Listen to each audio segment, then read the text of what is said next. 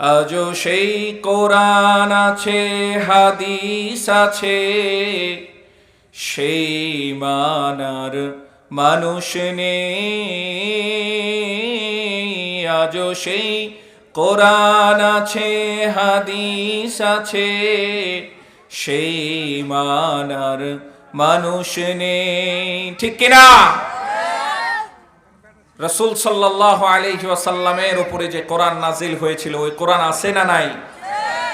রাসূল সাল্লাল্লাহু আলাইহি ওয়াসাল্লামের পবিত্র মুখ দিয়ে যে হাদিসগুলো বের হয়েছিল, ওই হাদিসগুলো আছে না নাই? কিন্তু আজকে ঈমানদারের সংখ্যা কম না বেশি? আজও সেই কোরআন আছে, হাদিস আছে, সেই মানার মানুষ নেই। আজও সেই কোরআন আছে, হাদিস আছে, সেই মানার মানুষ নেই। সেই আবু বকর ওমর নেই।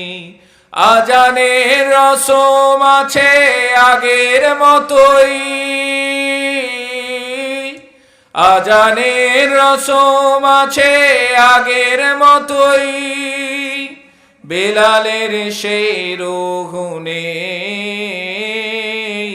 বেলালের সেই রুহ নেই।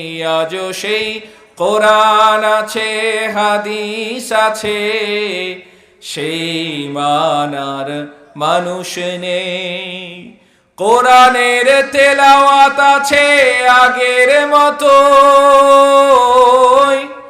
কোরআনের তেলাওয়াত আছে আগের মতোই। রাবিয়া বসরির মতো সেই সাথী কানে, রাবিয়া বসরির মতো সেই সাথী কানে। আজও সেই কোরআন আছে, হাদিস আছে, সেই মানার মানুষ নেই। হাদিসের পাঠক আছে আগের মতো, হাদিসের পাঠক আছে আগের মতোই। বুখারীর মতো সেই সাধক নেই, বুখারীর মতো সেই সাধক নেই।